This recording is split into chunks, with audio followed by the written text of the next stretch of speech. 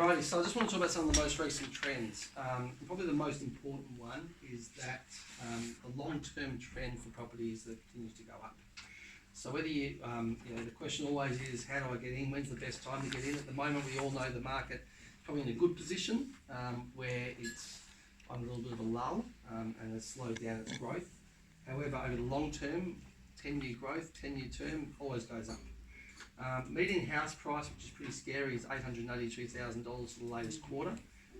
That's the median house price in Victoria, and that's reported from Domain in the last quarter, 882, which is a big number, and hard to get your head around. How do I get into the market at that sort of price point?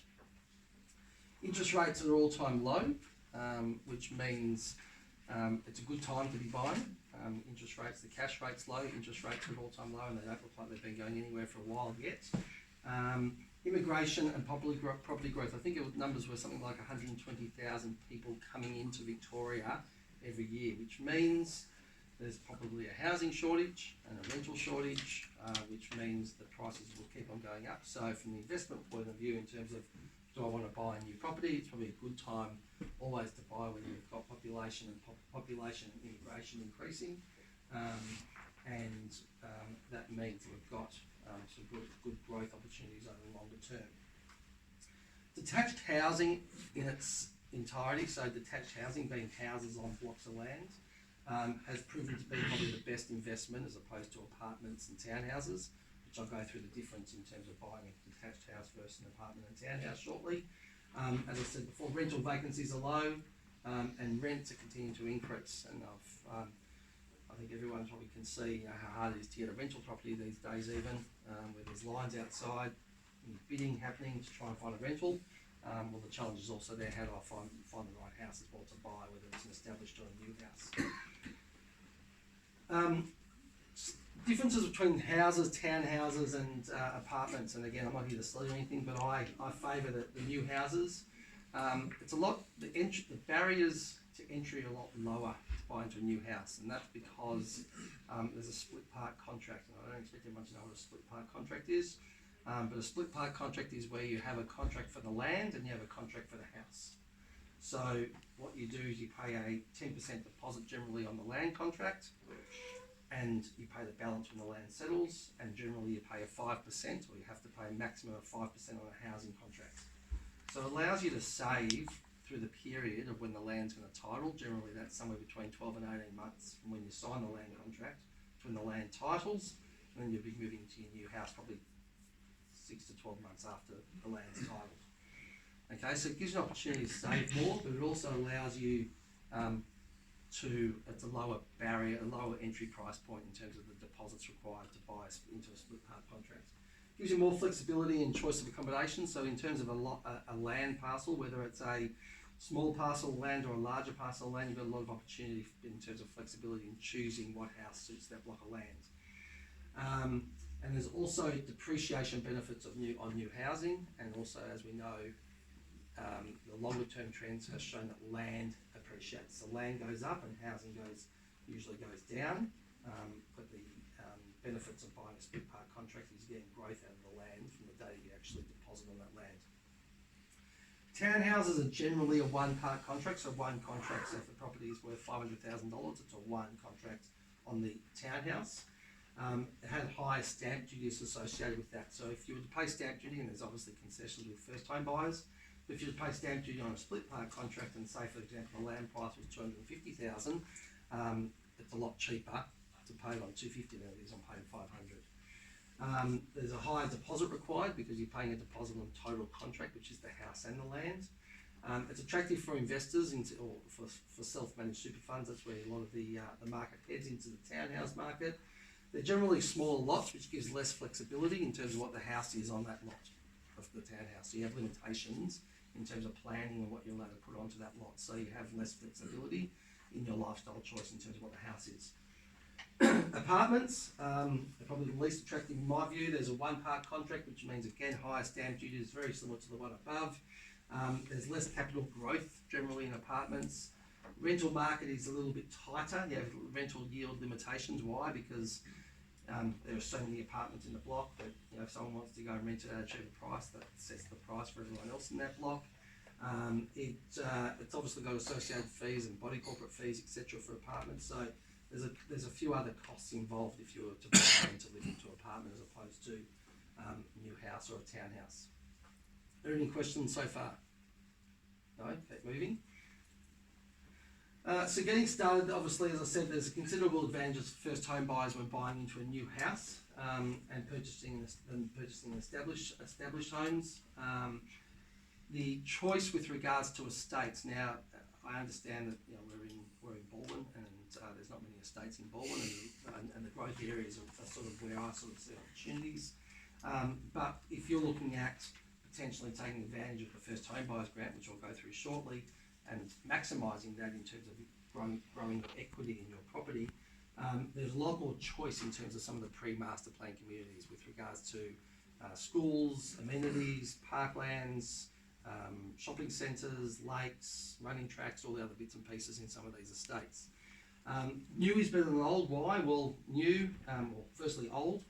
A lot of places get a lick of paint and you don't know what the problems are, and then once you move into it, you may have a lot of issues with the houses.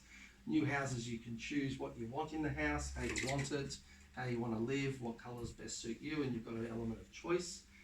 You've got depreciation benefits, which I won't talk about, which some of the other guys may touch on with regards to new housing.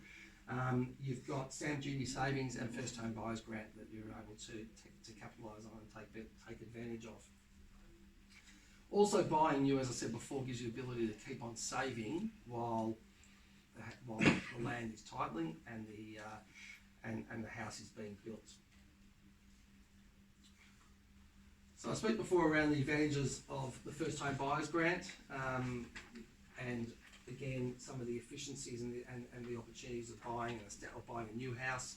Further to that, longer guarantees and warranties. So your house is guaranteed and has warranties for as a new home. You've got energy ratings. All new homes must be built to a 6-star energy rating, which means it reduces your costs of air conditioning and heating and other bills with the house as opposed to older houses. Again, stamp duty savings. The deposit for a new property is around about, when I say around about, it's about 7.5% of the total package price. So it's 10% on the land and 5% on the house. It equates to about 7.4 something percent of a total package price. And historically, land prices, property prices have gone up in all suburbs. So buying new is a good opportunity, a good proposition. Does anyone know what the first home buyers grant is? No? Yes? I probably should have started there. I do. Okay, so I'll just give you a brief overview of the first home buyers grant. Firstly, it's changed it's had many iterations, and it's changed over the many years that I've been involved in housing. It's hard to keep track of it, but the first home buyers grant essentially, I look at it and say, if you just go to the middle there, it's $10,000 in metro areas for new properties, and it is $20,000 in regional areas. And I'm going to show some packages or some house and land package examples shortly, and just so you can get your head around the costs and the amount to enter into the market.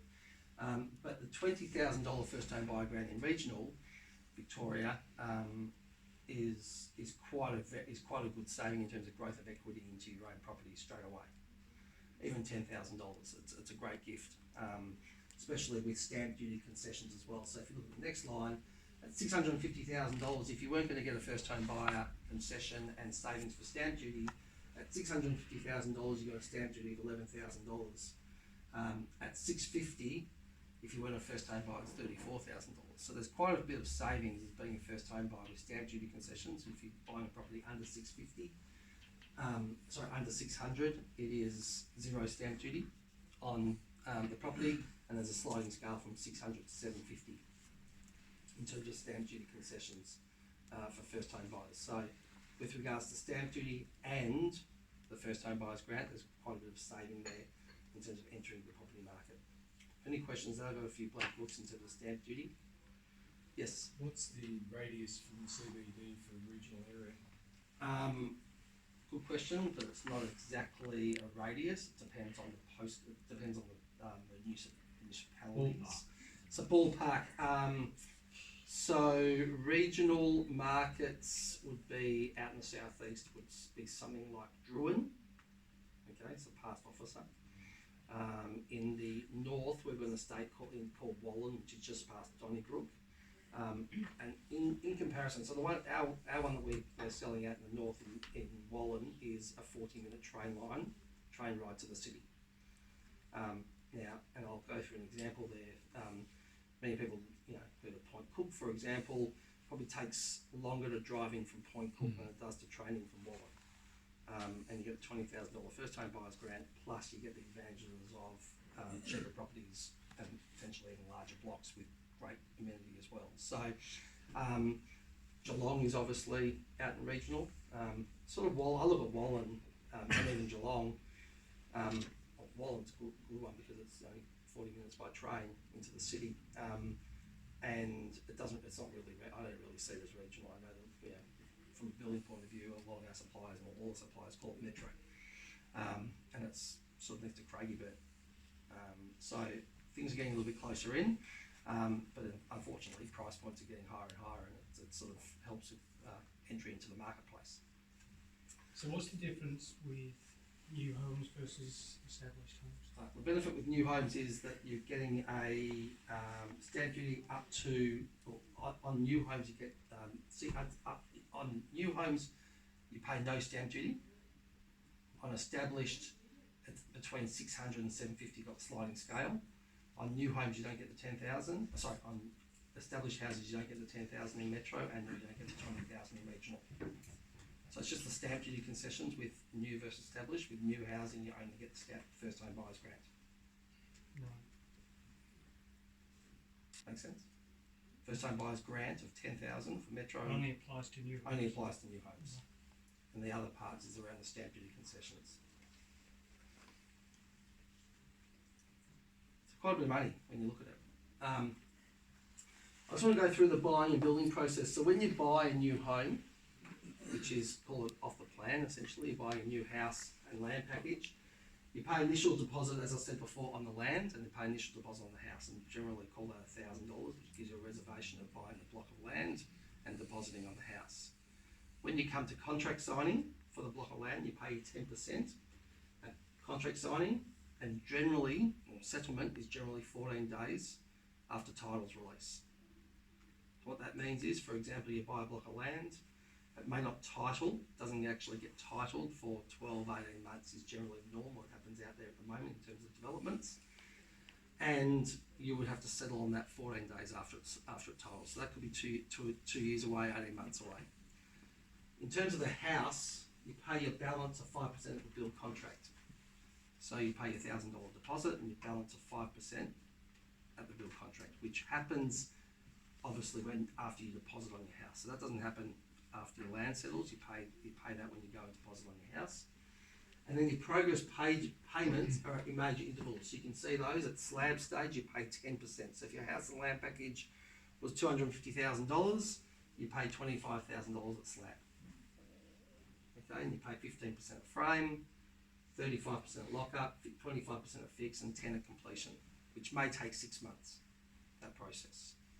So over the 6 months, you're paying down that progress payment, which means you still have time to save over that period. As opposed to a new house, you settle, you pay the whole lot. Pay 10% and 90%, and you pay the rest at settlement. So that's the buying and building process. Obviously, location's important, and I know that that's the biggest challenge is where do we want to live and where do we want to take advantage of the first home buyers grant. Key considerations is how much money you want to spend and how much money you've got to spend, which I think some of the guys here will talk about a bit later on, and that's the biggest challenge is the entry, especially with that price point, is $882,000 is the median house price. Location, how far away you want to live away from your friends, your work, your parents. Your land size, there's land size ranging from 270 square metres, 250 square metres up to 600 square metres, and obviously the larger the land, the more expensive it is. Physical characteristics, the estates, the easements on the land, the covenants on the display on the actual lots, whether there's design guidelines that you have to meet, which cost more money in terms of when you're building on those estates.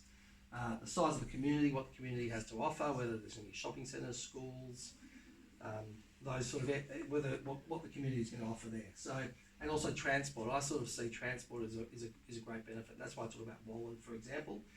Or I use another example here at Plumpton, which is just out near Hillside or Caroline Springs. From a transport point of view, there's a train line there. It's always quicker and easier to get into the city or wherever you may be working. Benefits of a house and land package. So house and land packages are a pre-prepared house, which makes it a lot easier to buy rather than choosing your own house and trying to make it fit. So what the builder will generally do is package it up for convenience and simplicity. There's no hidden costs. What we do at Tick Homes is we have a fixed price contract, so it's all our accountability responsibility. If we hit different site conditions or if something changes when we're building or before we're building, it's fixed and the customer doesn't have to wear any of that, the builder wears all that. So that's the benefit of a fixed price house and land package, which means you've got a guarantee that what you've paid, what you've deposited for is not going to go up. And a lot of people have probably heard some horror stories over the many years. And what we do at Tick is we have a fixed price guarantee. Gives you peace of mind, and also house and land packages make sure that your house is being matched to the right block of land to maximise the land, to make sure you've got the right orientations, right accommodation, those other bits and pieces. Choosing a builder, I don't want to give you too much of a plug from where we are at Tick, and I've worked for many of the builders, but I look at it and say, how do we make it really easy for first-time buyers? Tick Homes, you want to make sure your builder is a partner. You hear a lot of horror stories. You want to make sure your builder is a partner, someone who you can trust. You want to do your research on the builder. You want to make sure that what makes that builder the right builder for yourself. Have they got the right reputation?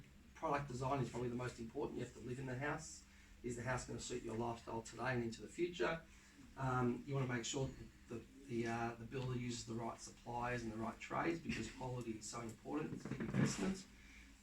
You make sure that the builder has great customer service focus, that they're able to talk to you. They answer your phone when you call. You want to go and see them, they'll see you. Again, there's been lots of horror stories, and you want to make sure that you have some confidence in the builder that you choose and you